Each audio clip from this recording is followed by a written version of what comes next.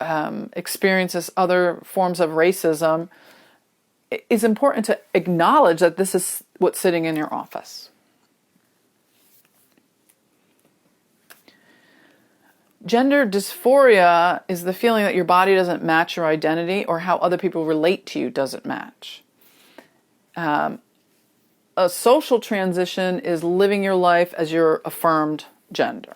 A medical transition is when you're taking gender hormones. Having gender-affirming surgery or gender-confirming surgery is what we used to call sex change or sex reassignment, which we don't use those terms anymore. People who have gender-affirming surgery, for instance, might have top surgery, which might mean like a breast augmentation. The reason that it's important to know this today is because 4.5% of people identify as gay or lesbian, 7.7% identify as trans, 4% as non-binary, 1% as totally asexual. They identify as people who are just not sexual at all, never have been, and may never be. And that's an identity. 20% of women say that they're mostly hetero, but not fully heterosexual. And 9% of men say they're mostly heterosexual and not fully heterosexual. And a lot of young people today say they don't want to be identified as anything. Don't put me in a box. Don't give me a label. I don't want you to call me anything. I'll love who I love and be who I am. And again, those young people who are non-binary on the gender spectrum may say that they're not entirely even male or female. And again, under 40 may identify as non-binary, fluid, or queer, whereas someone over 40 may say, I'm a cross-dresser, but I'm not gay, I'm not queer. And you may see that person looking the same in your office, but they have a different self-identity. And so it's, again, an awareness and a sensitivity and a transparency. It's okay to ask questions. It's okay to wonder around how someone wants to be identified. More and more, we are understanding what it means to treat people who identify as transgender in sex and couples therapy. In sex and couples therapy, you do need a fundamental understanding of what it means to be transgender. Anyone who doesn't believe their internal experiences match the gender they were assigned at birth is what we call transgender. Because there's more people in the media who are coming out as transgender, you may be more familiar with it, like Laverne Cox from Orange is the New Black. There's more people than ever before who are coming out and sort of representing that. But it's still not something that you might treat directly, but if you're going to be a sex and couples therapist, you need to know about it. So just a couple more areas I'm going to dig in a little bit deeper so that you know a little bit about it. And again, thank you, Margie Nichols, for this.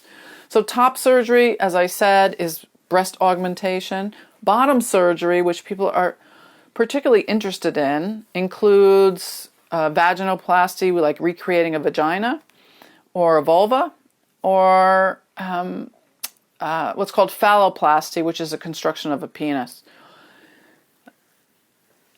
Gender expansiveness means AMAB means assigned male at birth. AFAB means assigned female at birth. We used to say male to female or female to male. We don't really use those terms anymore. So it can be confusing. If you hear trans man or trans woman, that's more common, or trans masculine, trans feminine. Just know that if you are non-binary or a trans man or a trans woman, you will have an experience of being oppressed and in a minority. That you will have a history of coming out and struggling with your identity. That your orientation is something that you probably have struggled with your whole life, and that you've struggled in this oppressed group in a way that has been difficult depending on the year you were born, the context of your life and your coming out experience, the circumstance of your culture, your role in that culture, the people around you, the society you grew up in, your religion, and your relationship with your parents or siblings, and the agenda of what people are coming to for therapy. So knowing all that, knowing that there's sensitivity around this issue in everyone's lives, even if that's not the person that's presenting for therapy. Knowing that in sex and couples therapy, this is what's happening in contemporary psychotherapy and psychosexual therapy. Know that sexual wellness is, by definition, across the board, not defined by who you are in your body. It's not defined by your genitals. It's not defined by whether or not your identity matches your body. It's not defined by how other people judge you and your sexuality. It's not defined by who you sleep with. There is no normal. The model of sexual wellness is really around integration, and it's relational. It's around your relationship to yourself and to other people. Can you find pleasure in your sexual life? Why or why not? And can you find yourself as an individual in your sexual life? Can you be an individual that finds pleasure in their individual life? That model of sexual wellness is what we are going for. So how do you become a sex and gender diverse affirmative therapist? First of all, recognize this diversity. I mean, we are such a diverse group of people. You don't know the people that stand next to you in the grocery store. You don't know who they are. You don't know what they're going through. Everyone has their own struggle around sex, around orientation, around relationships. And just recognize the vast diversity of people as they're coming into your office. Stay current on what is happening around the words that people choose, the identity that people have, and be transparent about what you don't know. We don't know what we don't know.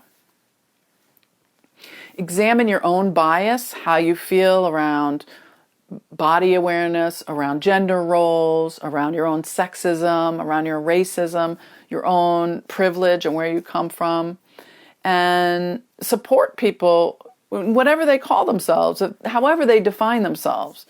And any attempts to alter your client's sex to align with any stereotypes, know that that's unethical. Treatment of things like sex addiction or treatment of sex and gender in order to alter people's gender is unethical. So let's talk a little bit about that.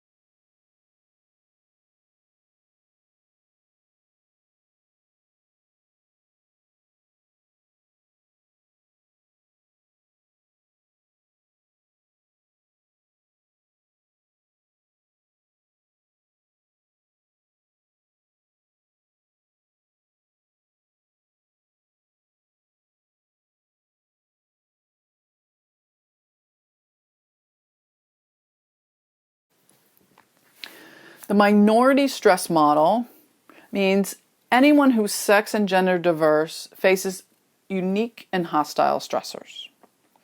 So just like people who are in a racial minority or a cultural minority, they face particular stress that the rest of the population who is in the privileged few don't have to face. And the comorbidity or psychological issues like substance abuse or psychological diagnostic issues, they can appear and disappear depending on how good you are in therapy and what a good therapist you are. Can you recognize that people are under additional stress aside from their family issues, aside from their relational issues? Can you integrate the idea that people are suffering from societal stress as a result of being in that minority? Sometimes all it means is just acknowledging it. Now, let's talk about two more areas where people might experience minority stress. One area is in the monogamy structure that they're in, the type of relationship. If people are in what I call open monogamy structures, it could be a consensually non-monogamous, it could be polyamory, which we talked about last time, it could be swinging, any kind of open relationship can be seen as outside of a traditional monogamous, married, heterosexual, man and woman, religiously based relationship. That in and of itself creates a minority and can be stressful on people that are choosing a different path. In the video I'm going to show you, I teach dialogue skills with a triad of men. And so this couple has a third in their relationship. So it's a married couple, it's two men, and they have a boyfriend that they've been with for 6 years. And so in the session, it's not just couples therapy, it's throuple therapy. So this throuple, I'm treating in the same way I would a couple, but bringing in the unique set of stressors that they have, that they experience from having a third partner, from having sexual issues in the relationship as a result of cancer treatment for one of the partners. And I teach them the basic dialogue that you saw in the past modules, starting with appreciation, but I teach them how to do it with 3 people instead of the primary dyad.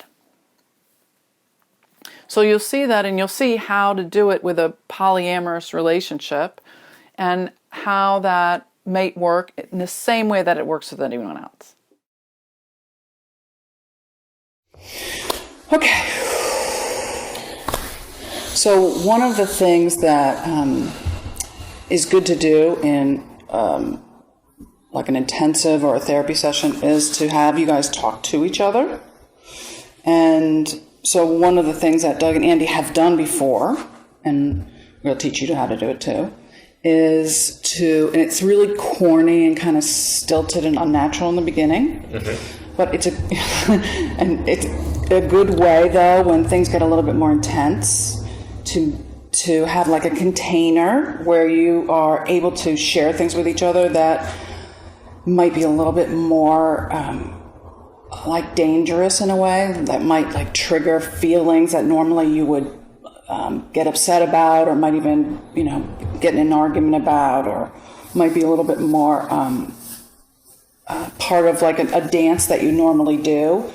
Sometimes you get in this dance that you're always in, like I never feel heard, we always argue about the same stuff, I always get up and walk away, you always ignore me, whatever that dance is, like we all have that. Usually there's a pursuer and a distancer. Usually someone is like the person that doesn't want to fight, so they're a little bit conflict avoidant, and they withdraw to create space around themselves because they don't want to argue. And then the other person is a lot of times like the maximizer, and they get bigger and more intense, and they pursue the other person because they want to have a connection because they don't feel heard. They feel like you're not hearing me, you're abandoning me, I don't know where the hell you are, and they feel like they have to get bigger so that someone listens to them. So what happens is, I'm not saying who's who, I don't know. So what happens is, eventually, this just drives the person further into the cave, right? But then eventually this person will come out and go, okay, what? And this person will go, never mind, I'm tired of chasing. But usually you have a distancer pursuer. No, usually one comes out of the cave snapping. Well, sometimes it's by the issue, because sometimes you can be, a maximizer most of the time, but a distancer, like if you're talking about money, like, I don't know, I don't have time, can't talk about it, I don't know where the checkbook is, it depends on the issue. It's a bad connection. All right, that's what I am. I'm a distancer when it talks about money, totally conflict avoidant, like I don't want to talk about it. Well, I'm a wasp. We don't talk about money. No. No. Some people are like that about sex. They don't ever want to talk about sex. But that's not our problem. No. No. So, but the way that we'll start off is with this method where you actually mirror back what the other person says so that they feel heard and seen, and because usually when you talk to each other, you're just waiting for the other person to stop talking so that you can talk. And usually halfway through those sentences, you're like, oh, I know what you're going to say. And no, that never happens. I'm sorry, were you still talking? Right, exactly. So that's not really what communication really is. I just like sometimes I say to Andy, are we still talking about this? Or sometimes it'll just be, huh? Right. I'm sorry, what Being deaf in one ear for that few weeks was interesting. I was like, oh. So we're not going to do that. We'll do the mirroring thing, which means we'll start with appreciation. So think about 3 things that you appreciate about each other, about the other two. And one person will be the sender and one will be the receiver, and then we'll switch around. And I guess, you can do 2 of you can be the receiver. And when the person sends over an appreciation one at a time, you have to mirror back what the other person says. So, if you say, Doug, I really appreciate that you set up those cameras. Doug would say, Tammy, I hear that you appreciate that I set up those cameras. So what you don't want to do is say, oh, so you appreciate that I do this all the time. I'm always the one that has to direct everything. Yeah. Of course you appreciate that. That's probably not a good mirroring technique. And it's also negative. Right, and it's really about him. It's not really that he's hearing what I'm saying. He's making it about him. So we'll do that, and then I'll lead you through the next one, and the next one, and the next one. We'll just talk about more stuff, and we'll see what comes up. And if there's something that you guys want to talk about, then we'll make sure that we do that. Okay. But this is a good way because it gets you into your prefrontal cortex, which is where you make all your grown-up conversations happen. When you're upset or you get triggered, then you're in your brain stem, which is like your fight or flight or your animal brain, and you can't really think. You're just pissed off at each other, or you're upset, or you're horny, or whatever. So this opens up the possibility of conversation when you talk about appreciations. Because usually you start off conversations with what's wrong. We have to talk. We're not having enough sex. We're doing something wrong. I'm not getting something I need. It's usually about criticism. So that's not what this is about. Talk about what's good and what's working. So who wants to be the sender first?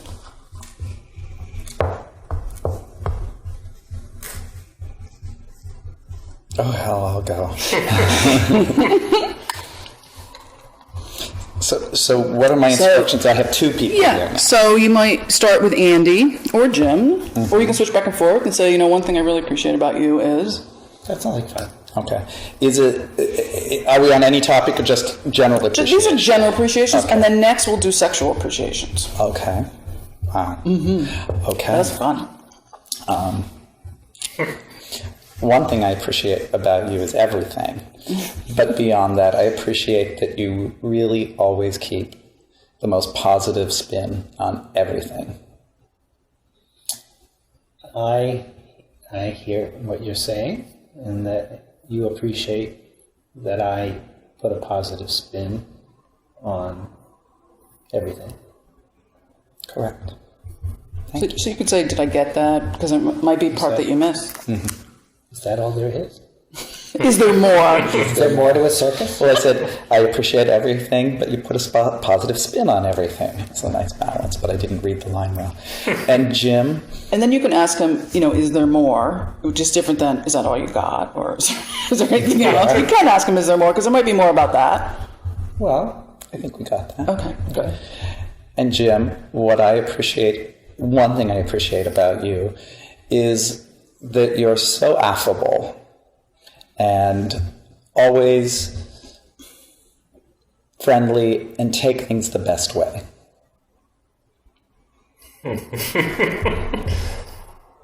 I hear you, that you appreciate that I'm affable, and I take things the right way. I'm surprised. Honestly. Were we asking for commentary yet? No, but if he didn't get it all, or you want to say more, you can say... I think I can clarify that. Say more. Is in the context of our relationship, that you're always affable and that you always do take things the best way in our relationship. Okay, I hear you, that you appreciate that I'm affable in the context of our relationship. And I try to take things the right way. Is there more? for now, we're fine. And I just want to say, because I noticed that Doug was saying you always take things in the best way, and you kept mirroring that. You heard him say you take things in the right way. And I don't know. That's interesting. I think it is interesting. I don't know what the difference is for you, but it's something to think about, because he wasn't saying it was right or wrong. He was saying in the best way. I wonder why my brain did that. I don't know. I think it's interesting because maybe it's hard to hear. Maybe it's hard to take it in because it was, you were so surprised. And so maybe there's a thing in there in the back of your head and from your past or something about being right or wrong, or who knows. Or best or not best. Yeah, something. Sort of thing. Maybe it's just hard to land it. It was just interesting because you did it twice, so it wasn't like... Right. It wasn't like, you were interpreting it. You really heard right instead of best. So it's just curious. I did. Yeah, it's interesting. There's a deep childhood thing. Oh, definitely. And it's not about right or wrong. It's about being the best or not being the best. And that's... Mm-hmm. Yeah. Oh, you're the best. I mean, I can analyze myself like You're the that best. on that issue. But look, instant insight. Yeah. I'm healed. Well, and it also, I'm going to be honest with you, and it comes up a lot in threesomes. Who's the best? Not wanting to be the best. The idea of the best is a competitive term. Right. And you don't want to be competitive. That's part of your role of not competing. Right. So it's like, wait up, I want to be the best. There may be something there. In this relationship, that is very much...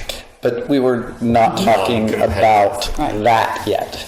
Yeah, but it doesn't matter. Right, it's still there. It's still in my brain somewhere, so that's Well, not like out. if I can interject on that subject, Doug and I often say to each other, and we mean it in the sense of on a range of whatever whatever the least and the most is, we say to each other all the time, every day, I love you the most. And every now and then I think, I mean that, the volume is turned all the way up. And Doug means that. But every now and then I see a text that says, I love you the most. And I think, I know he didn't mean I love you more. Because some people say, I love you more. And we say, I love you the most. And it's not like one of us thinks that the other one loves each other more than the other one. But it's very easy for something to be put in the extreme, as you say, to have it feel like, well, no, you don't love me the most. I love you the most. I know. Or it could be a sibling thing too. I love you the most of all my children. That's what I mean. You know? But I sometimes when I read it in the text, I think I read it both ways. Well, it's a way I know of what being, it means. Yeah, it's a way of being special. Yeah. And can be interpreted in a lot of ways. Yeah. Yeah. It's interesting. You have more appreciations for them? Oh, do I have more appreciations? We're just on this level. Just the not the relationship. sexual. Sex we'll get to. Okay. Go there. It's always tricky picking one of many qualities. I think right now I will focus on,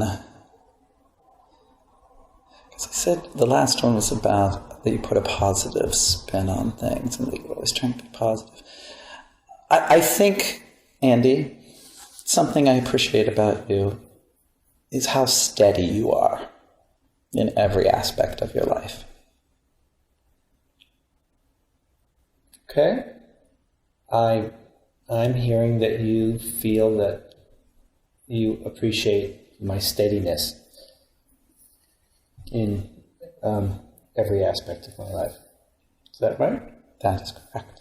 Tell me what specifically you mean by that. You're a rock. I feel that you're a rock. You're steady. You're a boat. You're a whale. You're a well-balanced boat. Yes. Okay. Would you like to repeat that? Yes, I heard you appreciate that I'm well balanced as a rock, that I'm a steadying influence. Nice. Did you get it? Yes, he did. I like the word influence too. Oh, and I immediately brought to mind like an anchor. It's a rock and a boat. To me, what's steady for a boat? It's a mooring. Yeah. There we go. I'm not. Andy, I appreciate it that you clarified that. What did I say? You said that you were like an anchor. You were mooring because rocks and boats signify. Yeah. Good. Jim. Probably keeping along those lines. I do like that you provide balance sometimes to tricky situations. So I'm hearing, let's see if I got this right. You like that I provide balance in tricky situations. That is correct. You got that perfectly. Okay. And it's not a matter of getting it right or wrong. Oh, I know. And by the way, the reason I had you move your glasses, I realized it was right next to the microphone. I thought that would sound nasty. Yeah. And you did get that perfect.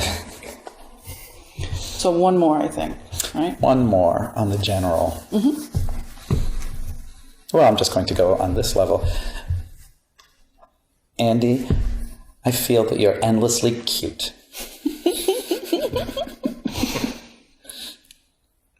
I don't know what you mean, but I do know what you mean, and I hear that you find me endlessly cute. Correct. And while we're on the topic, Jim, I find you endlessly adorable. Thank you for finding me endlessly adorable. He's pretty adorable. Nice. That's nice. Good. So I thought it was cute. No, I can use different And I'm not as adjectives. adorable. So you could say more if you have a burning desire to say more, or you could say that's good for now. That's good for now. That was very nice.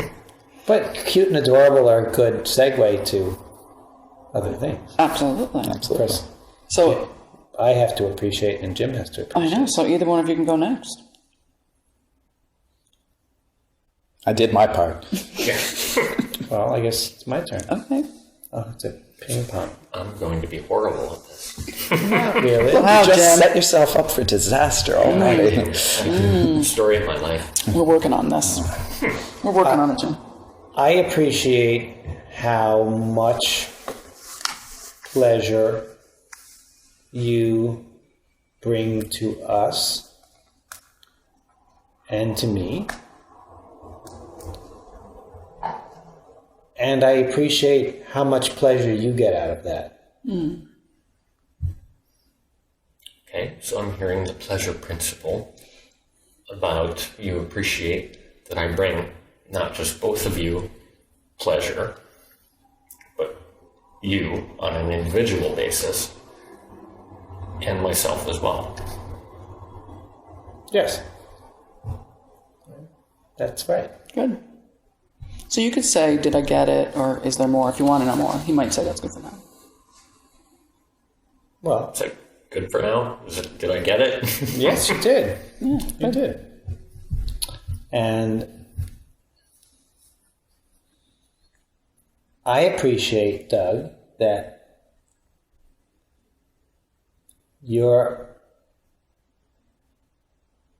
when it comes to the three of us having pleasure, that you're always inclined to check with me and make sure that I'm having a good time. So I hear you say that when we're together having a good time, I'm always inclined to check with you to make sure you're having a good time yourself. Yes. Is that all? For now. That's right. Tell me more about my eyes. I appreciate that you inject levity into our lives and that you not only get my oddly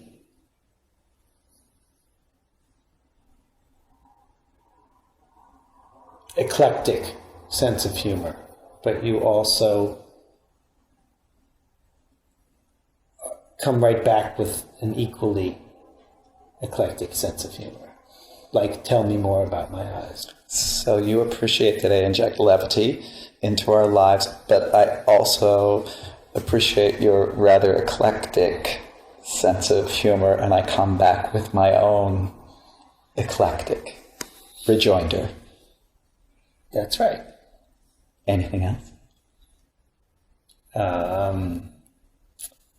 Not that comes to mind. All right.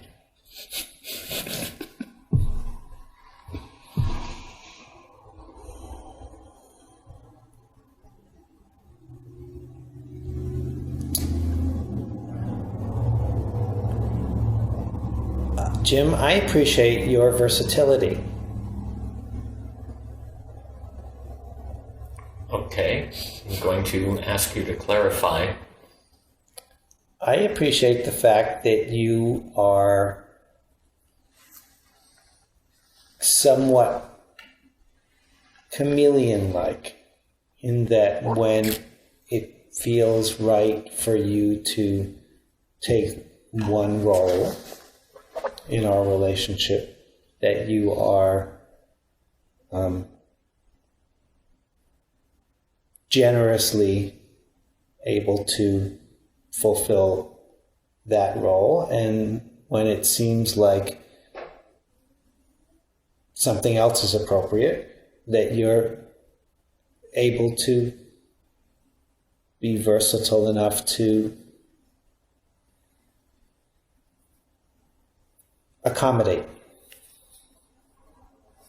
Okay, so what I'm hearing is that you appreciate my versatility in our relationship and my adaptability to situations as needed or warranted or wanted or Yes. as they arise.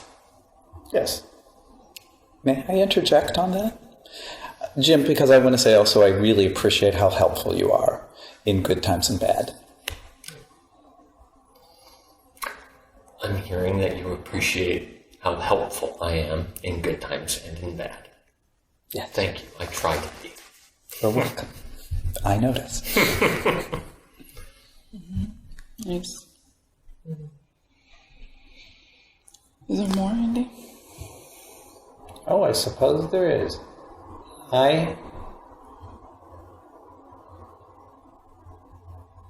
Doug, I appreciate that we have had a long history together, and that the most recent part of our history has been great challenge to everything that we learned up until that time, and that you're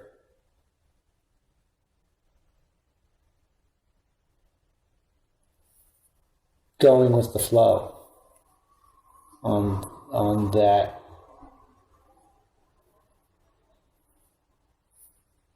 discovery, and the fact that there are a lot of new issues for us that didn't exist until very recently. Thank you. And here's what I'm hearing, because it's a lot. That's a big subject. I hear that you appreciate that we've had a good long history, and in recent years we've faced challenges, and that I have, this is where I'm getting lost, managed to maneuver the challenges that we faced. Yes.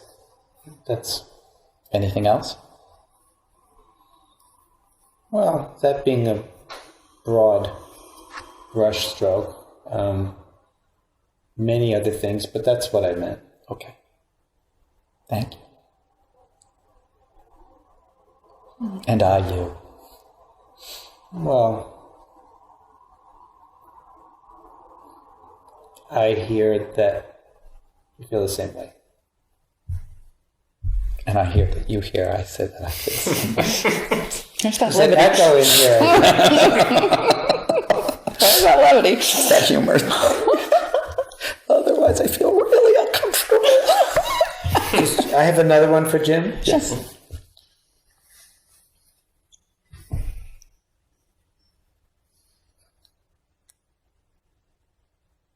I'm not hearing anything.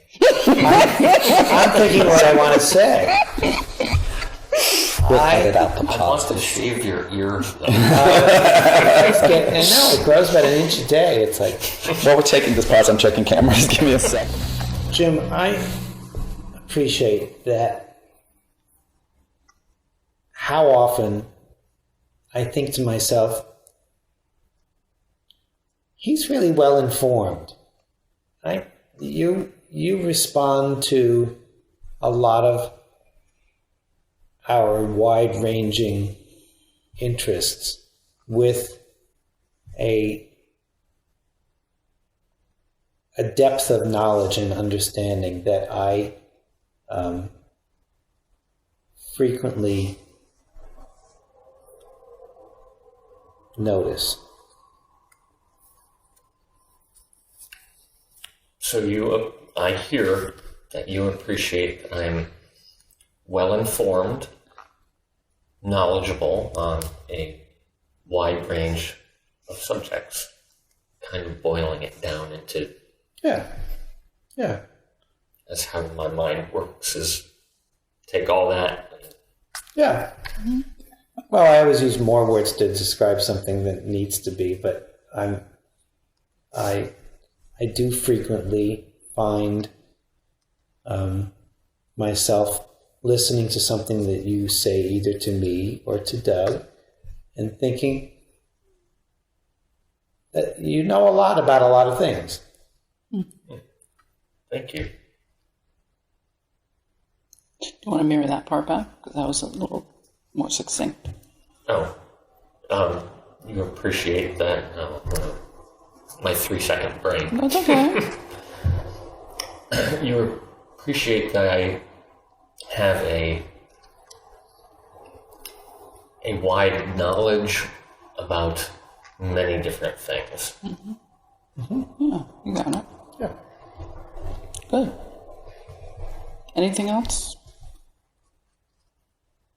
No, I Okay. think that sometimes, I think what's useful about this kind of therapy or this kind of conversation is that it does force you to boil things down to simple, big thoughts that you don't always express. All right. May I point something out culturally? And this is very interesting, and I don't know if Bruce gets this. Andy starts sounding more like a rabbi in this process. Really? Yes, there's the rabbinical. Just the beard. It's the beard. No, that's the schnauzer. No, it's the rabbinical. I'm going to take my time. Seinfeld did a whole riff on it. It's much more measured, and that's definitely cultural. Might be I Brooklyn, don't know, it might just be his personality too. or he's not used to measuring. Well, it might be the careful thinking of what he's trying to boil down, like you're saying. To have to boil down your thoughts so succinctly and to really, speak from your heart in that way. When usually you're speaking from your head because you're thinking. This is something totally different. And I think out loud. You process out loud when you're... What did Carrie Fisher say? Every thought comes out of her mouth. She thinks through her mouth. That's what Carrie Fisher said. Yeah. And to drop down into your feelings is a totally different experience. And you're interesting because it makes you uncomfortable to hear those intense thoughts from him. So every time he sends you one, you make a joke. Or, you dismiss it in some way. You're like, this is so awkward. This is so awkward. I have said that process. This process makes me feel very awkward. Yeah. And it's so hard for you to take it in. It's so, well meant and heartfelt. I know. It's hard for you to receive it. I'm a puddle. Well, just take a breath and let yourself feel it.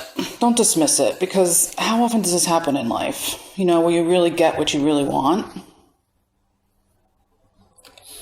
I mean, you're really getting what you really want, and instead of pushing it away, enjoy it for a moment, at least 30 seconds. You're here. You ready? I guess. Okay.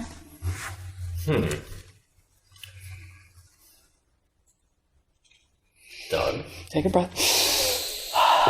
Be open. I appreciate your goofiness and silly behavior and your ability to make me smile when you impersonate Pee Wee Herman or Ellen Green or anyone. Thank you, Jim. I hear that you appreciate my goofiness and silliness every time I impersonate Pee Wee Herman or Ellen Green or anyone. And did I get it all? missing one little thing. Could you? And your ability to... No, please don't do that game with me. Just send it again. Just send it again. your ability to make me smile. Oh, I hear that. I appreciate your ability to make you smile. Great. Thank you. Now did I get it all? Yes. Good, thank you. Just remember, you make me smile. Okay. Andrew, I appreciate you taking the time to teach about a lot of different things. You know, when we're working together, that comes through the most.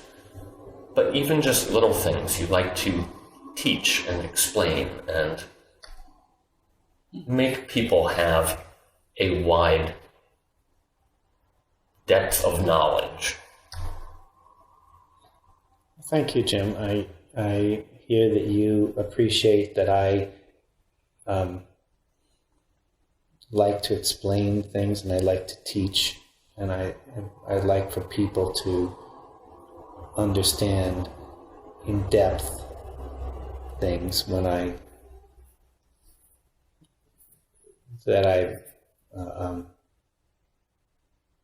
like to take the time to do that. Okay. Is that it, Connor? Mm-hmm. Now, this is weird because I'm not the married one, so there's so much I appreciate about both of you. Mm-hmm. I appreciate how much, and you know this, I've said it from day 2, I appreciate how much you love each other and how that always comes through. So that's together. That's That we both hear how you say you appreciate how much we love each other and how that always comes through. Yes. Thank you. But I hear that you appreciate how much we love each other and I'm hearing that you get pleasure from that. yes. Okay. That's nice. I also, with both of you, appreciate your vast generosity that you have shown me from day 1 on many different levels. You know, from the basic to the financial to the sexual. Everything. The generosity of your heart is something I appreciate very, very much. Thank you. I hear you say that you appreciate our generosity on many different levels, from the basic financials to sexual, but the overall is the generosity of our hearts. Yes, I hear you. I hear you acknowledging our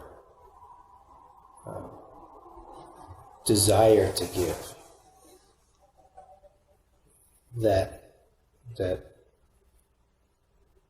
takes the form of generosity. Okay. That's a good way to put it. Well, it's just Is that true for you? Yes. Is there more? I don't think so. Sorry, touching. I'll cry. Sweet. I'm touched. No, it's also you could feel how authentic and genuine that was. Oh, thank you. You got that right. Well, I try to be real. Yeah, I could feel that. That's why I was an actor. Yeah, but that wasn't acting. That was sweet. Actually, that is acting. that's good acting. That was good acting. No, I'm saying that's the actors who are good. Yeah, are to get into authentic. their feelings. Absolutely. They're coming from that place. Absolutely. No, I totally get it. Okay, so deep breath. And just notice, like, how you took in certain things. How was it easier to give it out or bring it in? You know, what it brought up for you. The next one is to do some sexual appreciations. So what is it that you appreciate about each other sexually? And it could be anything. It could be stuff that you appreciate about each other sexually that happened years ago, something recent, could be something physical, could be a general sexual thing, could be about your bodies, could be, you know, something really graphic, could be something, doesn't matter. And I've heard it all, so it doesn't matter. I'm going to start, since it will just cut down on the back and forth. Are we going to each other, or? I think I'm going to say this to both of you because it's actually in appreciation of all three of us. I appreciate how hot we all are together. I appreciate that too. I hear that you appreciate our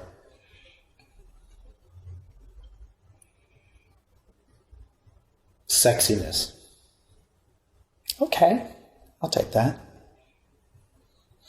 And I think individually, if I say to Andrew, you are obviously being the anchor, being the mooring, being the steady person in my life, you are also the sexiest man I have ever met and ever will hope to meet and will ever hope to be with. I hear that you find me the most sexy man that you ever hope to meet or be with. I think can I repeat that? Yeah. I think it's the most, if I use the word hope, I'm sorry. You are the sexiest man I have ever met. And yes, ever hope to be with, but I think have ever been with, and I don't want any other man as the sexy person in my life. I hear that you have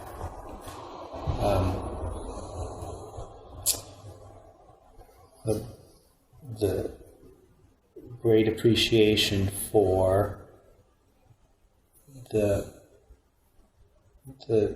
degree to which you find me sexy.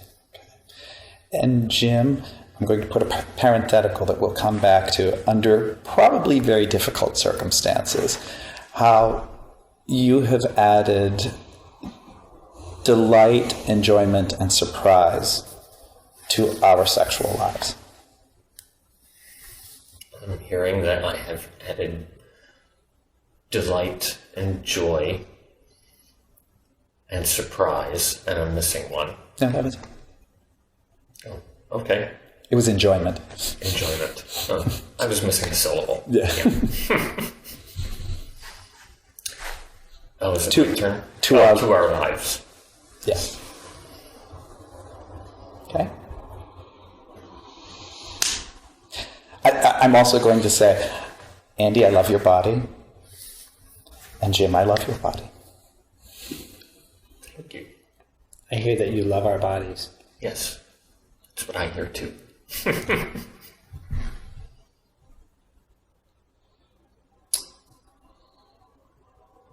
Doug, I want you to know that when I am with you, when I am touching you, when I'm holding you, I feel like I'm home. Mm-hmm. I hear you say that when you're with me, when you're holding me and touching me, that you feel like you're home. Did I get it? That's right. Thank you.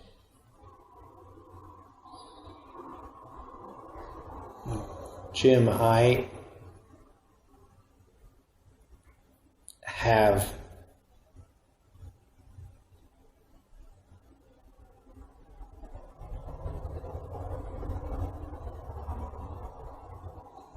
so regularly feelings of not only intense pleasure, but also intense gratitude for your indefatigability.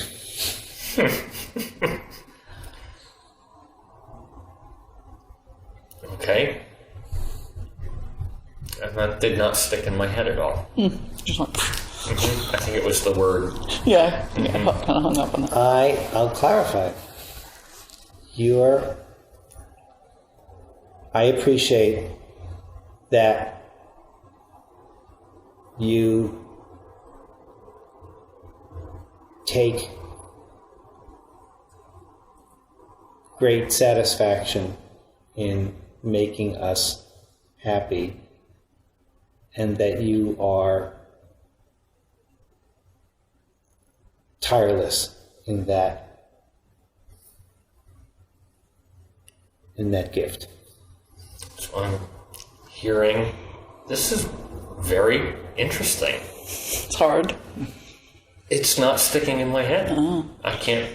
Usually when that happens... I get tired, tireless. Yeah. Usually when that happens, it means it's like triggering something for you. Because if somebody sends something to me that is triggering something else, it's almost like I fog out and I'm like, I didn't get that. And they send it again and I'm like, total blank. And it's usually because they say something and it makes me think of something else, or it triggers some big emotion, or like I can't take it in or something. I don't know why I'm not hearing. So ask him to send it in like really small chunks. But he's going so slowly. But going slowly doesn't necessarily help. Maybe it's just a couple small words. Or maybe I'm not being linear in my thinking. Or just maybe send it in like really, like what do you really want him to hear about what you said? What's really important about that? I appreciate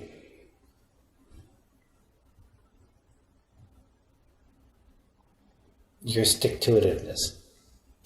You appreciate my stick-to-itiveness, my ability to stick to it.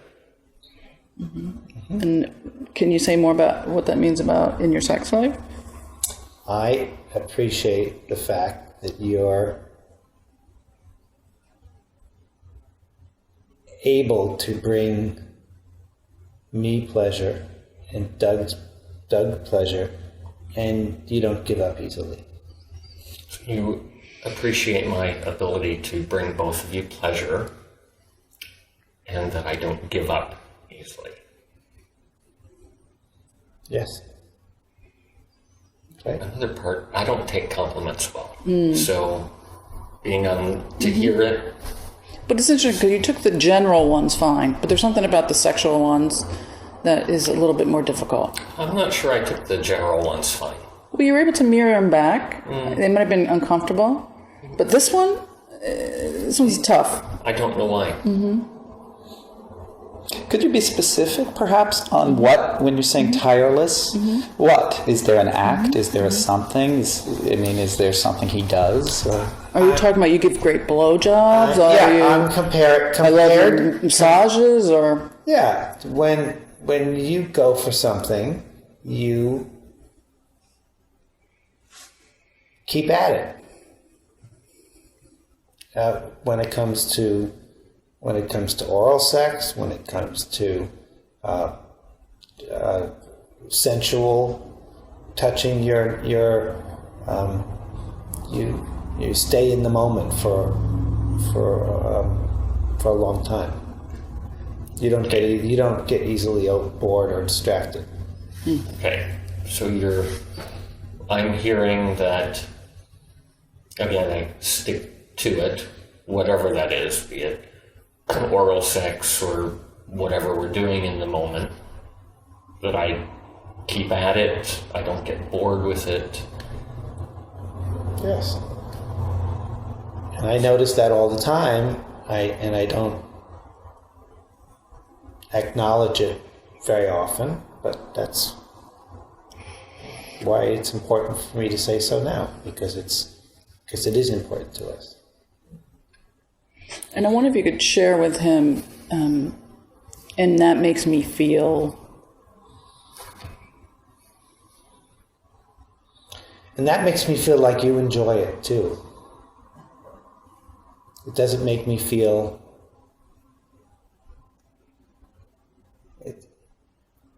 I won't stress the negative. Excuse me. I'm stressing the negative. It's okay.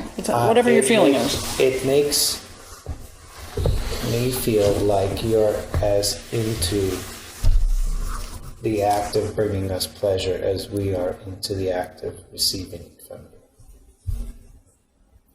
you. Okay.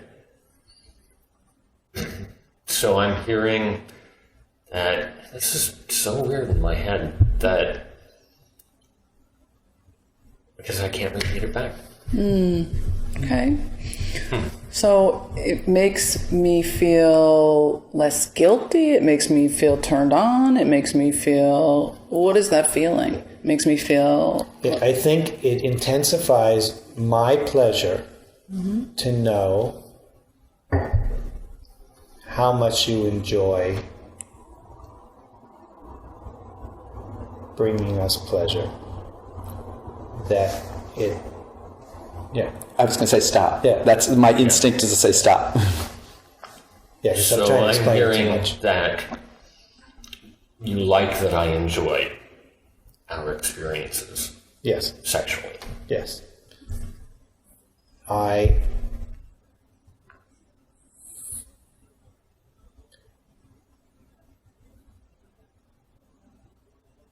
It makes me feel sexy when you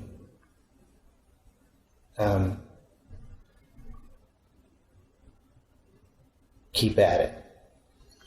So I'm hearing that my actions make you feel sexy when I keep at it. Yes. Yeah, that makes sense. That if I mean, it's very, yeah, it's a, Yeah. It's a cause and effect, but it's not something that I take for granted. Yeah, that makes sense, because if he's appearing to still be turned on, and turned on by you, then that would make you feel sexy. I want to tell you that the light's very beautiful over right I now. know, and now I wouldn't mind having a smoke, but I'm just going to react to what we're doing.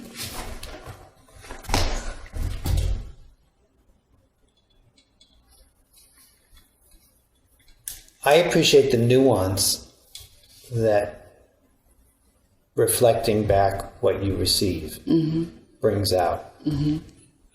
I don't know that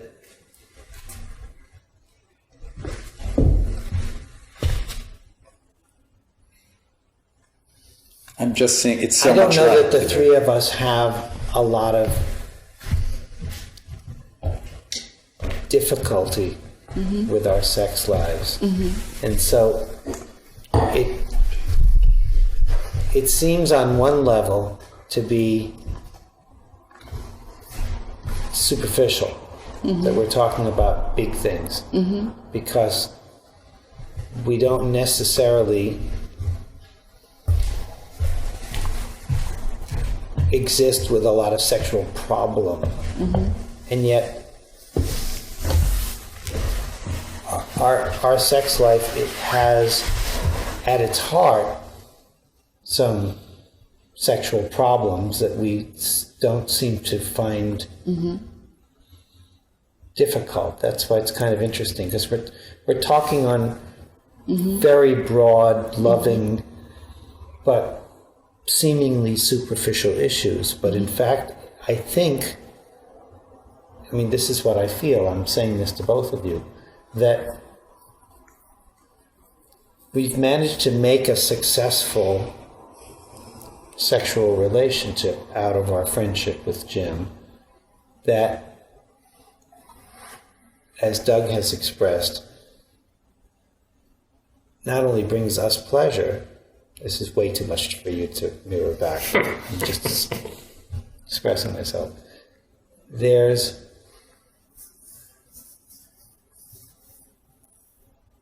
We have issues, and we have issues even with each other, but we don't hang-ups with each other. We don't have hang-ups. We're very generous with each other. That's succinct. That's what I was trying to say. I concur. Did you all do your sexual appreciation? Hasn't. You haven't done.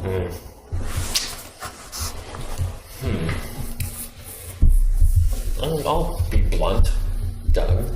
I appreciate your cock. It is a thing of beauty. Wow. Thank you, Jim. I hear you say you appreciate my cock. It's a thing of beauty. Wow. Yes. Thank you. I hear you loud and clear. And you took in. And by the way, may I say vice versa? Thank you. Yes, and me too. Andrew, I really enjoy and appreciate our odd moments of beard sex.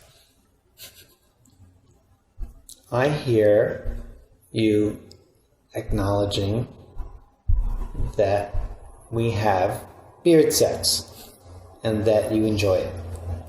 Yes.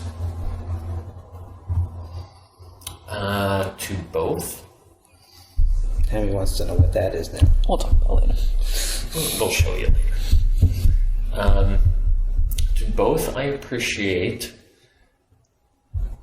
the communal sense of adventure and trying new things, different things, kinky things, not so kinky things, just the adventurous spirit of our sexual proclivities.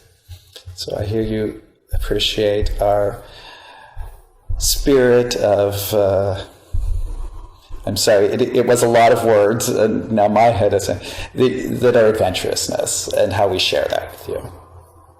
Is that? Succinct. Did I get it enough? It was very succinct. Thank you. I'm an editor. Yes. And I heard that you're equally appreciative of the fact that sometimes we're kinky with each other and sometimes we're not any good at it. Wow! Whoa! It's much different than what Doug heard. Is that correct? But that we enjoy that too. Okay, the clarifier I'll accept. Because sometimes we aren't good at what we try, but but that's what I was saying. That's the sense of adventure. Mm-hmm. So let me send that back to you. I appreciate the fact that we don't take our fetishes too seriously. Yes, I'm hearing that you appreciate that we don't take our fetishes too seriously. Yes. Good. Is there more? You good? I'm good. Okay, so the next one is, and you only have to come up with one, something that we already do or that we have done that you would like more of. So it's expanding on something that has worked or that you're intrigued by or interested in that you would like to do again or that you would like to add or expand or you want more of. I'll start. Mm-hmm.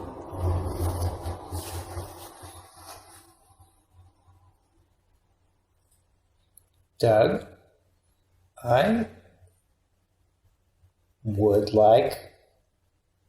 Is this an appreciation? Is this a sending? Well, no, it's sort of receiving? like, it's sending and receiving, yes. Something you would like more of.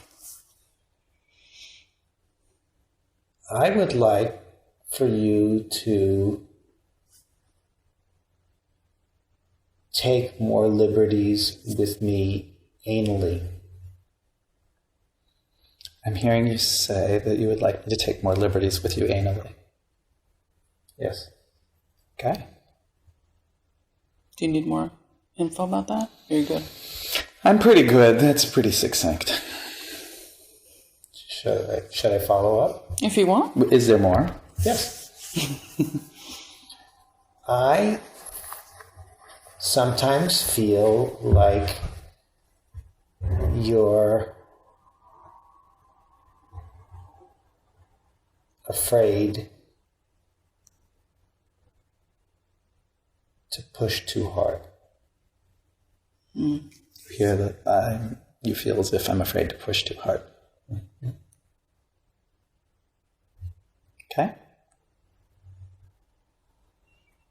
And so we're adding a part now when you mirror him about the empathy and validation. So what about that makes sense to you, knowing Andrew the way you know him, that he would want more of it? It's not, I agree, disagree, let's plan it, I want it. It has nothing to do with you, but it's going to his side of the mountain or whatever and saying, oh, yeah, I get it. I appreciate that you are opening up, and I did put that in quotation marks.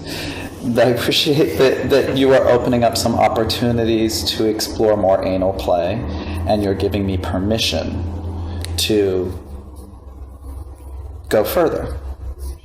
And does it make sense, knowing him the way you know him, that he would want you to do that? Yes, that does make sense. I mean, he's got a really hot ass.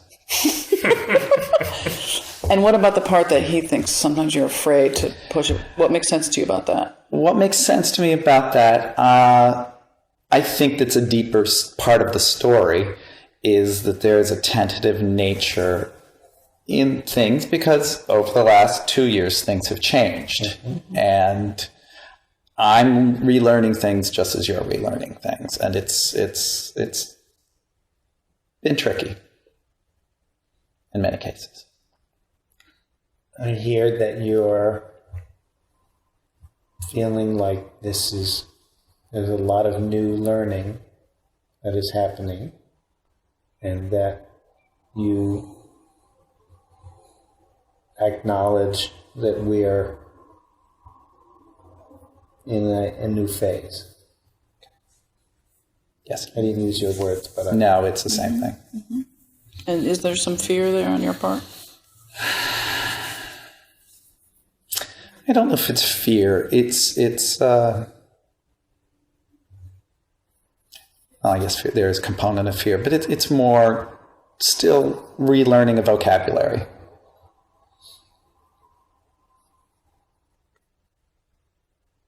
I want to try to have the same conversation with Jim. Okay, but before that, the second part, after validation, is empathy. So it would sound like, I imagine, Andy, if we did that, you would feel. And then what kind of feeling were you? I imagine if we were, it's not even an if, it's when and as we add that back in, that you will probably, I imagine, you would feel more complete in our sexual communication. Yes, I hear that you understand that I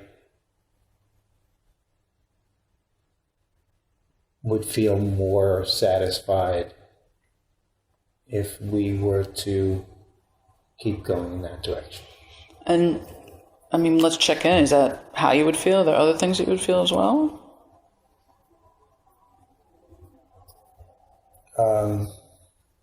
I don't know. Okay, fair. I can respond to that not in an appreciation, but in a... Yeah, we're just trying to check in with you, like how you think you might feel. He said satisfied or completed or whatever. I'm just wondering if there's other feelings that... We took a long time to get comfortable with anal sex. Many years. And stopped doing it after I had surgery. And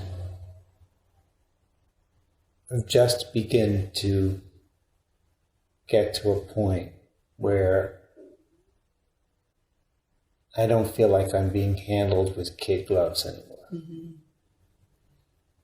I'm not saying that to get a reflection back, but that has been the case. That I've learned to appreciate how much they enjoy anal sex, and that they're both trying to be gentle with me.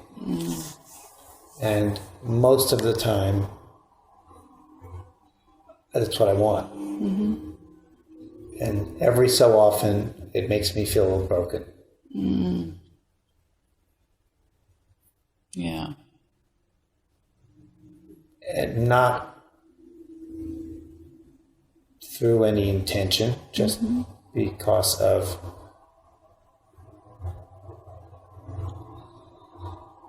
I think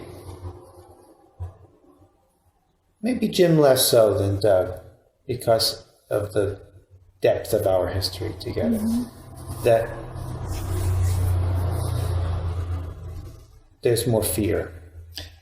Well, and can I just mirror that back for you? Because what I heard you say is that it took a long time, many years, for you guys to get comfortable with anal sex. And then after the surgery, you didn't do it at all. And now just even just recently, sort of tiptoeing back around it, and then seeing Jim and Doug enjoy anal sex together and really tiptoeing around you and treating you kind of like you're fragile. It makes you feel broken. And that makes total sense to me, because in a way you were broken. You know, they cut you open and broke you.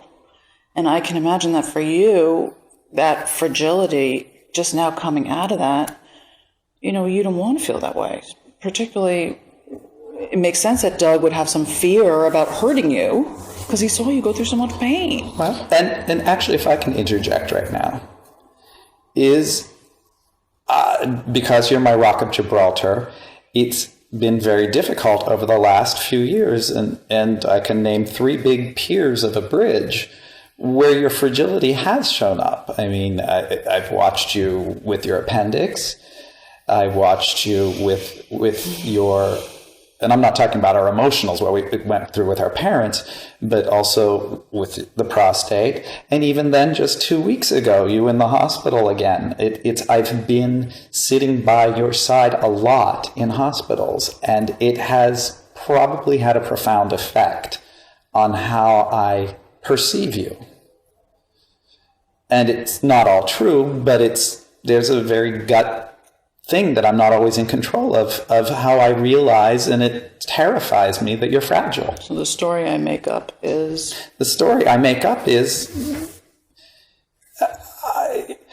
there are a lot of stories I make up. I'm very good at them. So your fragility, and that I don't want to hurt you, and I don't want to see you vulnerable, and I don't want to be the one to make you vulnerable. So I hear that you don't want to hurt me. And I hear that you have a hard time seeing me as vulnerable because you think of me as a rock.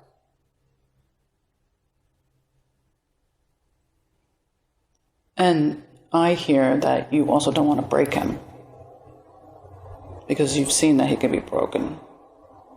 And there's some fragility there that you feel like, oh my God, I have to be really careful around him because he can be broken, and I don't want to break him.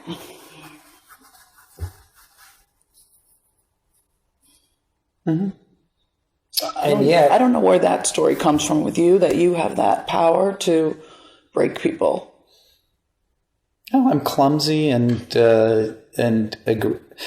it comes down to sometimes when I have been a little more aggressive, I've gotten very direct and immediate feedback that I've been too aggressive. From you. Okay. So what makes sense to you about that? You don't have to agree or disagree, but does it make sense that he would feel that way? Yes. I hear that you're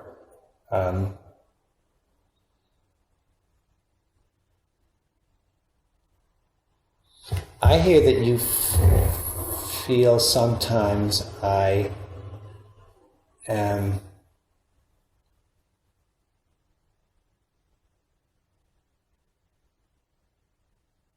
critical when you're aggressive. Well, yes, you have been on occasion critical when I was doing exactly what I thought you wanted to be doing, but I think maybe my timing was wrong. It's just I don't know what the timing is anymore. Yeah.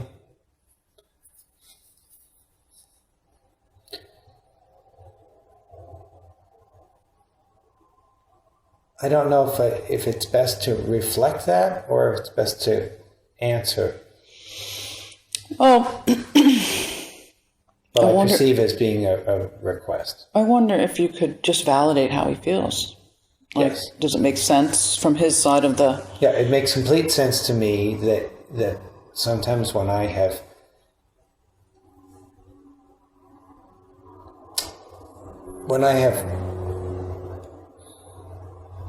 reacted to you in a way that you then feel spoils the mood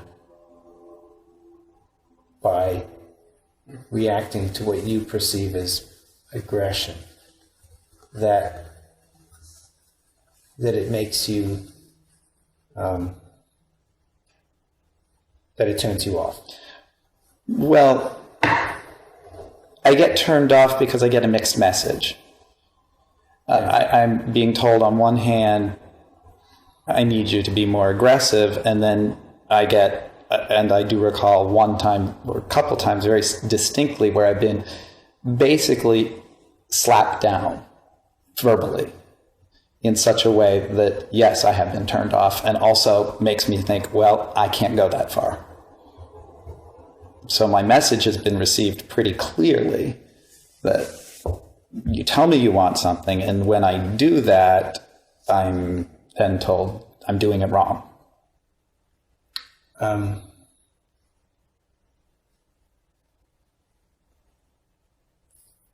It's funny, now I'm having trouble reflecting because it's a complicated thought.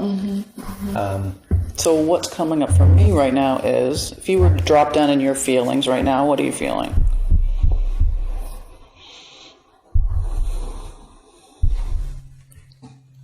It's funny, the right word isn't coming to mind, but let me talk around it. I feel like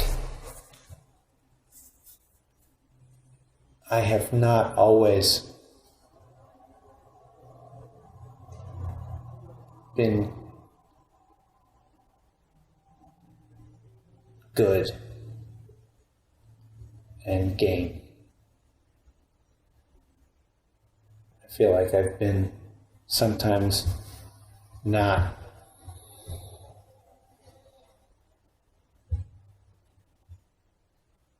appreciating what you're doing from your perspective.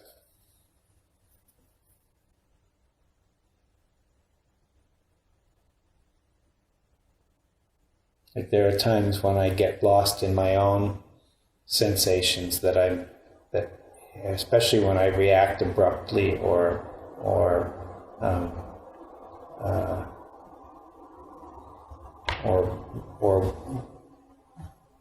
what I could imagine would feel like a rejection to you.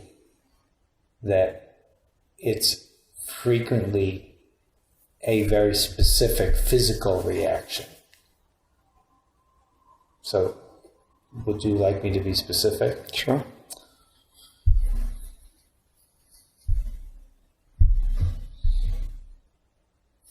There are times when I think what you're referring to as aggressive, to me feels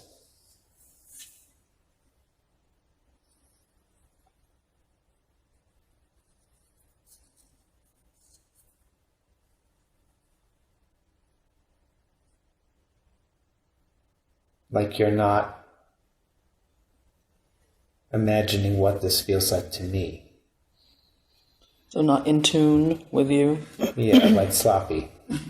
Yeah. And I knew the word sloppy would come up. Yeah. And I don't mean as opposed to tidy, I mean sloppy as opposed to focused. Yes. Focused on you? Focused and connected on you? Just sort of like... And I hear you and I understand that and I appreciate that. And yet I answer that there is sloppiness and there is, and trust me, it's not the lampshade that I'm touching. It's not the pillows that I'm touching. It's you that I am getting lost in. And sometimes what you might be perceiving as sloppiness is actually becoming absorbed by, becoming overwhelmed by. Yeah. And that's my way of being passionate. Yeah. And then when I get the bad reaction, I feel like, I guess I can't be that kind of passionate. So I want to acknowledge that sometimes I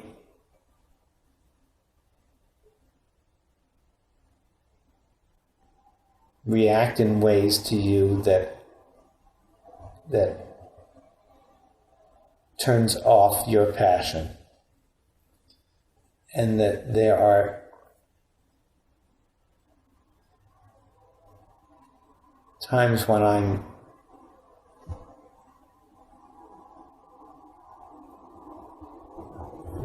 not appreciating the sort of the pleasure in the abandonment of being careful that we could both get out of it. That I'm reacting too specifically to a ow or don't put your elbow there, or you're stepping on my face, or in other words, I'm not being generous enough when you're being that kind of absorbed. Well, I want to just throw something out here, because sometimes when people have had an experience of losing their power, especially around sex, they do one of three things. They have pleasure avoidance, pleasure denial, or pleasure rejection. Because really sex is about pleasure. It's either pleasure or power. And so pleasure avoidance would be like, let's not, I don't need to feel anything. I don't want to feel anything. It's not going to feel good anyway. You know, that's sort of just avoid the whole thing. Yeah. Pleasure denial is, I'm just going to give you a blowjob. I don't need anything. And pleasure rejection is, if it starts to feel good, something bad is going to happen. So get the hell off of me. And sometimes, in each of those scenarios, it's usually about trying to have power, because that's the only thing you have power over. Sometimes if you've had like some kind of trauma, whether it's physical or sexual or emotional, that's the only thing you have power over in the moment. Like, I just want to have power over what I'm experiencing. I finally can be aware of what's happening in my body. Maybe I'm finally getting a little erection, and now, I'm just going to use this as an example. Now you come in and your whole body's on top of me. Now I can't feel anything. All I can feel is your body. So I'm losing that little tiny awareness of something that happened, and so get off of me. Sometimes it's sometimes people can only get off when they have a pillow over their head and their eyes are closed and they go totally internal, and somebody wants to role play and talk. And they're like, shut the fuck up. I can't feel anything. And they're like, dude, you don't love me. You don't want to play with me. And they're like, no, I totally am into it. I just need you to shut up. You know what I mean? Everyone's in a different space around pleasure. And if you are having some kind of power issue because there's been trauma, or you're trying to get your mojo back, it makes sense that there'd be some pleasure stuff problems for you. It also makes sense that we turn ourselves off and we turn ourselves on. We have that capacity in our head to turn ourselves off and to turn ourselves on. Well, and that's further complicated by the fact that every month, as I get further from the surgery and from the treatment, I find myself equal parts of optimistic and confusion. Mm-hmm. And Jim and Doug know what I'm referring to, which is that I'm increasingly encouraged by the fact that I'm beginning to get fuller erections. Mm-hmm. And as confused as I am encouraged by the fact that I don't know how to cause them. Mm. That we've been finally acknowledging the fact that it's okay that if I feel like I wake up in the middle of the night with an erection, to wake Doug up, to say, I have an erection now.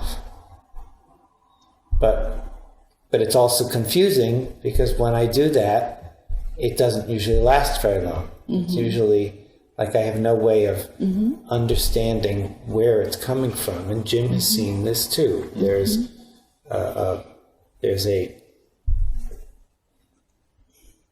it's just a steeper learning curve than I imagined 2 years ago. And you don't have power over it anymore. No, the one thing you've had power over since you were a kid was, the capacity to get an erection. Yeah, pretty much I knew what it would take to get an erection and what it would take to get come. over it. And to come. Yeah.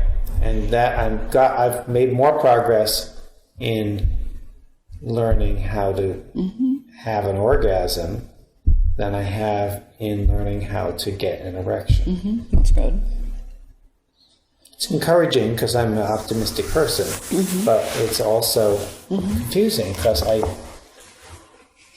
don't understand how to do it. Well, and I think it's interesting because what Doug is talking about is feeling like you take not only his passion away, but also his power. Yeah. Just like you feel like you don't have the power to, have control over when and how often and where you get your erections. If you take his power to have pleasure away, you both are sort of the same coin, just different sides. I would like to tell Doug something.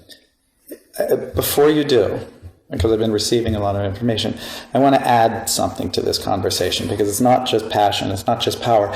it's abandonment. The ability to abandon yourself to a moment. And this probably brings Jim into the equation, because in the last 2 years, it's been very difficult to abandon when I'm with you, just you. We have our moments, and we do splendidly with them, and then there are other times that there's no chance to abandon, no chance to just let it all out, and sometimes I feel like maybe we use Jim for that abandonment, and I hate to say use because that makes it feel very negative, but I mean that in an affectionate way. Jim helps bring a level of abandonment into our lives, which is hard to find now.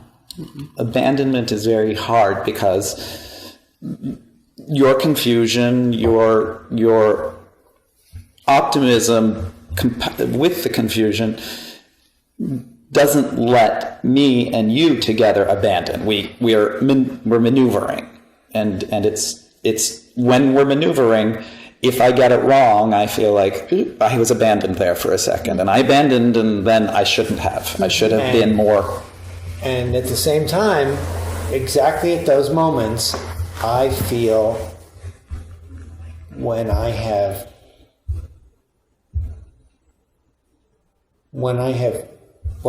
thought I was doing was making a minor suggestion or a minor correction, that instead I made you feel like I thought you were being reckless.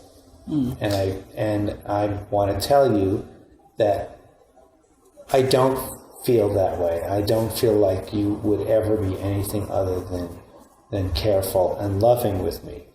But I think sometimes we go to the negative place so quickly that I don't have time to reassure you that, no, I didn't mean I don't want any more of that, honey. I just meant your elbows on my stomach. Well, and I'm recalling a different circumstance. I'm recalling once where you said, Doug, please have some respect for me. And it shot me down like an arrow, because the words were so sharp that I couldn't recover from that. Yeah, and all I probably meant was, you don't realize that hurts. Yes, and I understand that. And I certainly didn't mean to turn you off. But sometimes, Andy, and you know this, it's not a surprise and wouldn't come as surprises from anyone here, that you have a tendency in those words to come out really sharp, really fast. And it can it's a boner shrinker. Yeah.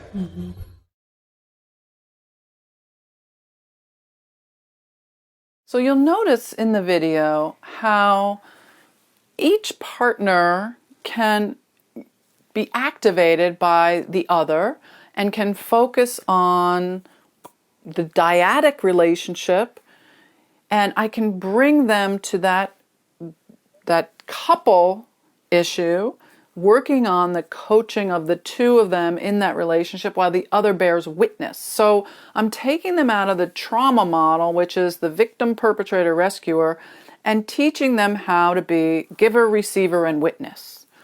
And that model is much more effective in therapy as well as it is in a polyamorous structure.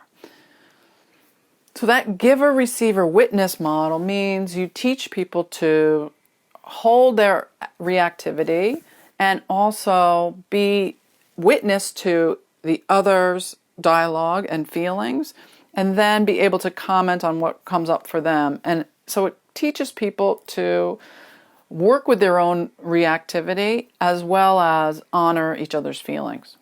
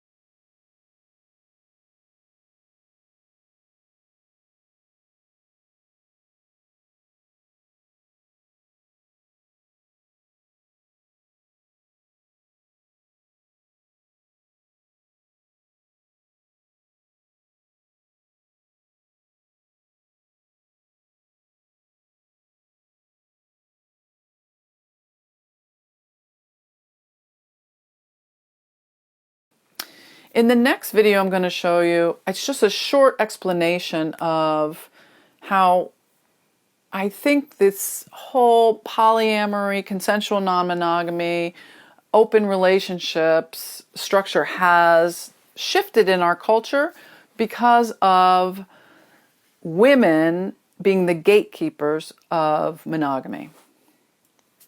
As women's roles have expanded, and we've gotten to a new place in our culture where women have more of a voice in what they're looking for in their sexuality, when women are demanding better sex, more orgasms, better pleasure, women have become the gatekeepers of these monogamous relationships and determining the fluidity and flexibility of the monogamy agreement. So I have a short 5-minute video we're going to show you next. Hey everyone, and welcome again to the New Monogamy.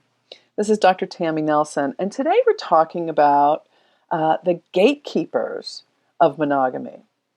And really we're talking about women as the decision makers and the gatekeepers of open marriage and polyamory. So women have traditionally been in charge of the sexual relationships in the more fluid, consensual, non-monogamous structures. Ever since really the rise of feminism, and perhaps earlier than that, but let's just talk about the past couple decades. So women, as they become more in charge of their own sexuality, more sort of demanding and in ownership of their own orgasm and their own sexual pleasure, have really been the gatekeepers for this idea that if we're going to have more than one partner in a committed partnership, where we choose to bring in alternative partners, whether they're committed, as in polyamorous partnerships, or open, just sexual outside partners, it's really the women that many times make the decision to start or end those relationships. So in other words, it may be the man's idea in a heterosexual relationship to explore this, and they might bring it up. And many times the woman is at first reticent. And once the relationships begin and once that structure starts, many times the women say, oh no, I don't want to stop now. Even when the men have reached their sort of limit, or they say, okay, that's good for now, I want to stop. And this has proven clinically true in my own practice, but there's also research, Jim Fleckenstein and Daryl Cox, I think his name is, interviewed 4,000 people who identified as polyamorous and found that to be true, that it was the women who decided that they would make the decision about when those relationships started or stopped, and even if it was the man's idea in the first place. So I call them the gatekeepers of open relationships and of polyamory. And I believe that it's because of this rise of feminist sexuality, where we as women become very intentional about our relationships.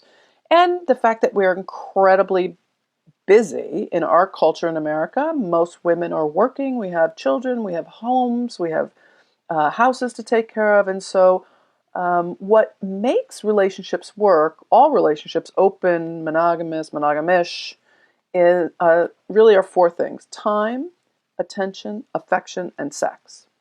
And how we dole those things out determines whether or not those relationships are going to be successful.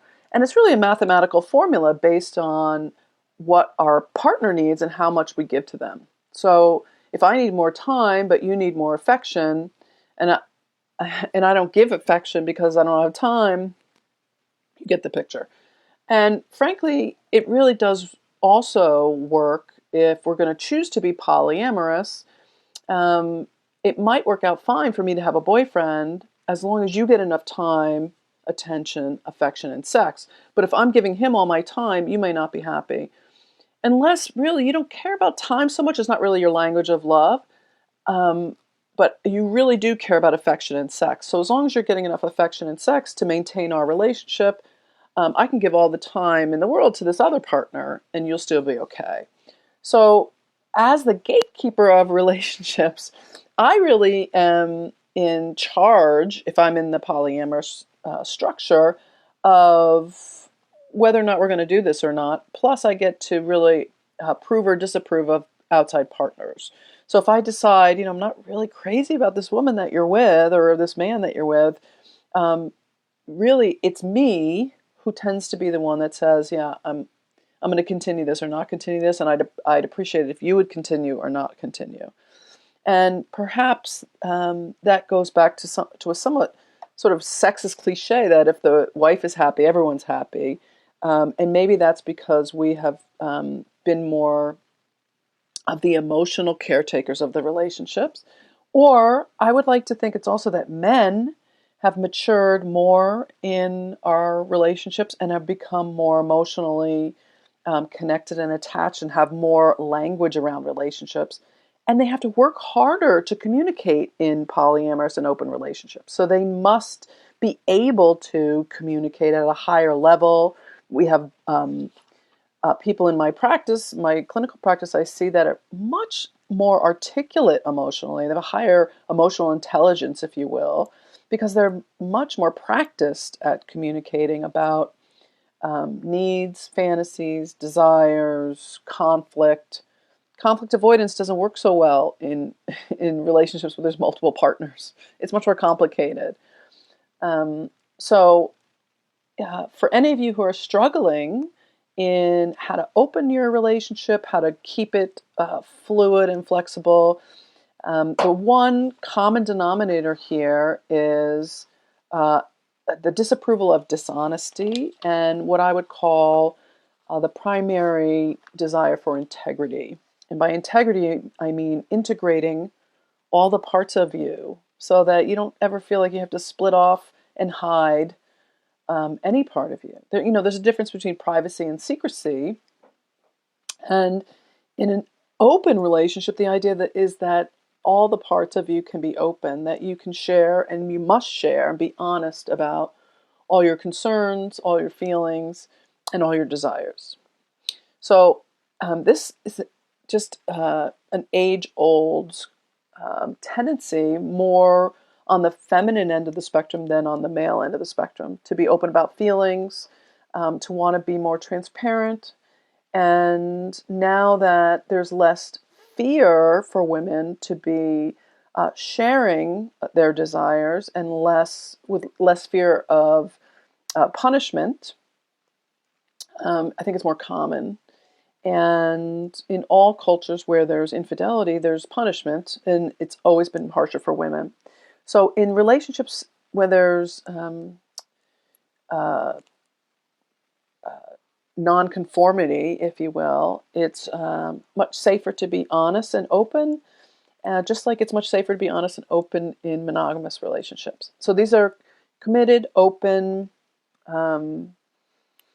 polyamorous relationships that are driven primarily by the women in the relationships. So if you have any questions about what it takes to be in a poly or an open relationship, if you want to challenge your monogamy agreement, if you want to revisit it, if you have questions, if you want a free copy and a free download of Questions for Your Monogamy Agreement, my new ebook, or if you want a copy of the new monogamy, Redefining Your Relationship After Infidelity, you can go to my website, www.drtammynelson.com, and I'll talk to you soon. So that video is an explanation, just a quick explanation of how things have changed over time. This next video is a short video as well about what exactly is polyamory. And how can you help people to explain what they're looking for, what they want, and how they can have a conversation with each other about what is polyamory.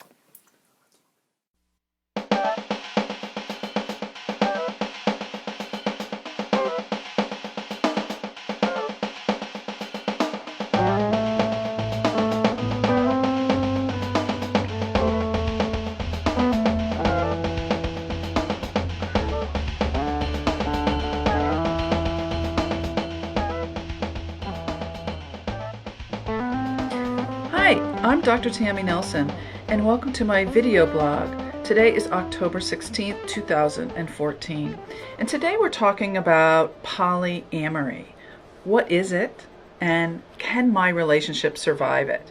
And this is a really interesting topic because a lot of people don't know what polyamory is. Poly means many, amory means love. So polyamory means many loves. And it's estimated that there are anywhere from 3 million to 10 million people in this country who are practicing polyamory. And yet there are also what I think are many more monogamous couples that are practicing open sexual behaviors. And if you're one of those couples that are a committed primary partnership couple, you might define yourself as being monogamous, but you might practice open sexual behaviors, which means you might have sex with other people but together in the same room, or you might define your monogamy by negotiating other sexual behaviors that you think define an open relationship, or maybe a swinging relationship or a kinky relationship, but you might not call yourself polyamorous. This word might be defined more for people in their 20s or 30s, and you might be in your 50s and 60s, or maybe your friends call themselves polyamorous and you don't see yourself as a poly couple. But polyamorous couples define themselves as being in a primarily committed partnership while still allowing other relationships to be part of their marriage or committed partnership, but not just for sex, because they allow other relationships to be in loving partnership with one or both of the couple. So it's not just about sex, it's not just about swinging, it's not just about, having fun on the weekends. A polyamorous couple believes in a philosophical way that you can always love more than one person, but the primary partner stays primary, and that commitment stays fast. So could you survive a polyamorous relationship? The couples that I see, the couples that I work with, are the ones who have a very deep commitment to one another, who have the capacity to communicate their feelings, to negotiate the rules before, during, and after an outside or an inside relationship, who can take on another partner and use all the same rules of a committed partnership: good skills of communication, good negotiation for all the rules of a family, and they seek help when they need it. So that might include couples therapy or therapy for the whole pod, whether you bring in your outside partner with just the person who is connected to them, or you bring in the outside partner with all of you to talk about it. But polyamory can be complicated in that it just allows for a bigger group for more problems. But if you have a deeply committed relationship with your primary partner, and you and any other people involved in your relationship or your family are committed to making it work, I'm open to any kind of loving partnership, and I don't make that decision for you as your couples therapist. And I want you to know that you can make your relationships work as long as you create an ongoing monogamy agreement that's explicit and that's revisited over and over every time that any one of you feels uncomfortable or has to have a conversation about something that's happening. And my last point is that infidelity can happen in any relationship, whether it's polyamorous, whether it's an open relationship, or whether it's a traditional committed monogamous partnership. It happens when one person is betrayed through an implicit monogamy betrayal or an explicit betrayal.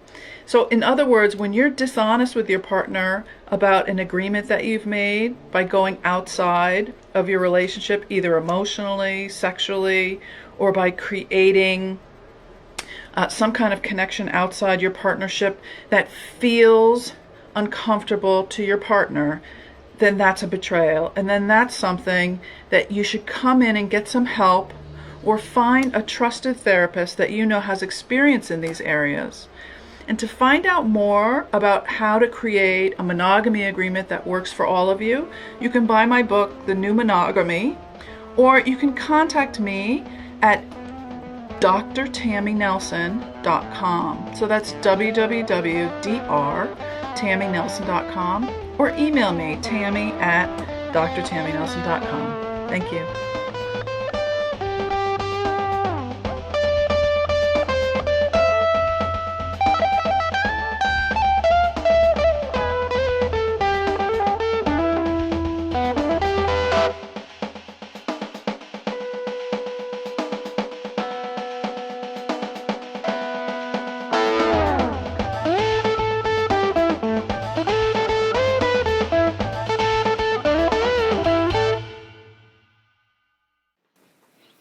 In this next video,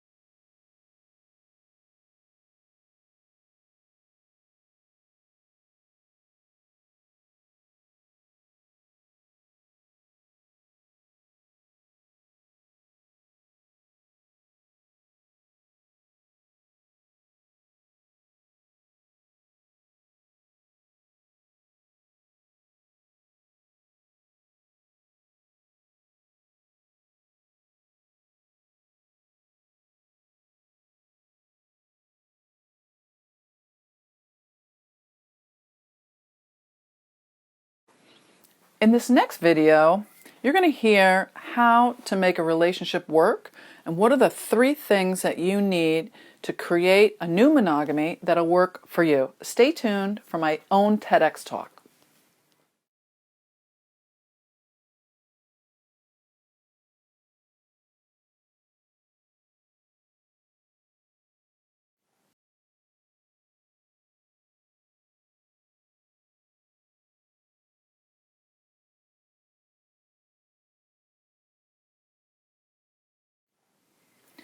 So in this last section of Module 5, let's talk about kink and BDSM. Is kink and consensual non-monogamy an intersection? What about people who are in open relationships, who maybe they're queer, maybe they come from a race different than yours, maybe they have a different social background, a different class, different privilege? A lot of people who say they're consensually non-monogamous or they want an openly monogamous relationship or they're monogamish define themselves as feeling like they've always been that way, that this is the way that they feel biologically they want to live their lives. Interestingly, people who are into kink or alternative types of sexual behaviors also define themselves many times as this is who I am, I've always felt this way, and I need different things than other people might need. And this is the way I have to have sex, or I have to have a relationship, or I won't be satisfied, I won't be fulfilled. So let me just define kink or BDSM for you and why some people might be interested in it so that you can at least have an awareness of it, particularly when we talk about sex coaching. BDSM stands for bondage, discipline, sadomasochism, or bondage, domination, submission. And BDSM has a reputation of being kinky, but not all kinky people are into BDSM. So the most famous example is 50 Shades of Grey, which a lot of people are aware of. Not everyone's read the books. But the idea is to be in a role play relationship where one person has power and one person has a submissive role, and the communication about working out those rules is really what the whole book was about. So why are some people into kink or S&M? This is what they say. This is how they define their interests. People who are into kink or S&M are into sensation. It's not necessarily that they're into pain for the sake of pain, but intensity or sensation means that they are looking for that flood of brain chemicals that comes with an intensity of sensation, even when it comes to pain. Pain and pleasure many times are interactive in the brain. They also like role play or playing someone else or acting out a scene. They like the interaction of power, of someone being in power or not having power, playing with power. They like the intensity of the role or the power or the sensation. It's the desire for intensity. Kinky behavior or BDSM can be non-sexual. It doesn't necessarily have to include intercourse or orgasm or any sexual touch. It can be totally non-sexual. Some people define it as outside of their sexual relationship. People like the idea of a repetitive behavior that can be somewhat dissociative or meditative. People describe something called subspace, where being in a submissive place, being tied up or held down or in sensation, they go into a space that's very meditative. It's called subspace. It's also, for many people, relational. The relationship between a dominant and a submissive, it's very much acted out. It's talked about. There's a lot of communication. There's a lot of trust. There's a lot of safety. And that relational connection is very intense for people. And then the other part is that it's extremely erotic for people. Some people really get off on that type of sexual play. So I interviewed one of my clients to see if she could explain to you a little bit about what she likes and why she does it. Her name is Sarah. And she said, I'm a sub, which means she's a submissive. And she actually goes online to a place called FetLife. And she picks up strangers on FetLife that are dominant. She goes to their house, or she has them over to her house, or she meets them in dungeons or in parties. And she says, it's the only place in my life where I can set boundaries, where I'm listened to, where I have total pleasure, where I can receive and never worry about the other person's desire. So she totally receives, and it's interesting that she says she can set boundaries, because growing up she didn't have any boundaries. So this is a place where she makes the rules. The submissive has the most control. She makes the rules, she says when it's going to start, when it's going to stop, and there's a safe word so that if it feels like it's out of control for her, she stops it and the whole situation's over. She says, I feel relieved, I feel seen, I feel honored, I feel like someone gives me exactly what I want without questioning me or without shame. And so that feeling of being honored in her desires and her fantasies is very healing for her, because in her case, she actually has had trauma in her past. But not everyone who's into S&M has had trauma. There's a misunderstanding in the therapeutic community that people who are into S&M are acting out their fantasies from their traumatic childhoods. And that's not necessarily true. In fact, there's studies that say that people who are into BDSM actually have much lower rates of anxiety than people in the regular population. Now that may be, correlation or causation, I'm not sure. Perhaps people who have lower levels of anxiety are drawn to S&M. Perhaps it's the BDSM community of people who tend to communicate more about the role, about the experience, what would happen if we did this, can we do that, this is what I want, this is what I don't want. The acting out of the experience gives people a sense of calm. And then afterwards, there's a lot of aftercare. So people feel like they can communicate about what happened, what they like, what they didn't like, and then plan for next time. So that experience actually is much more insightful and vulnerable than people who are in vanilla relationships ever get to, perhaps. That may be why there's less anxiety. It doesn't necessarily mean there's trauma. However, in this case, she did have somewhat of a traumatic childhood, and this has healed her in many ways because of the fact that it's empowered her, it's given her a sense of boundaries, it's given her a voice, it's helped her to act out things that have led to pleasure. And we can have a whole nother course on this, and you can write to me and I can answer your questions. So one assignment that I might give to a couple, or that I've given to Sarah and that we've talked about in therapy that integrates all of these issues is what would happen if discussion. So what would happen if we did this? What would happen if we did that? What would happen if we tried this? What would happen if you did that? What would happen if you cheated on me? What would happen if we acted out this fantasy? What would happen if, I called this guy and told him to come over? Anything that you can imagine, what would happen if conversation, whether it's in therapy or it's between a partner, is an exploration not only of potential fantasy, desire, but also of a vision. And it's also working through any potential problems. So the problem might not be the situation. The problem might not be your partner. The problem might be the agreement that you have either with yourself or with the other person. So helping people negotiate the agreement that they have, the relationship agreement or their agreement with their own integrity around something, can give people more safety and more trust.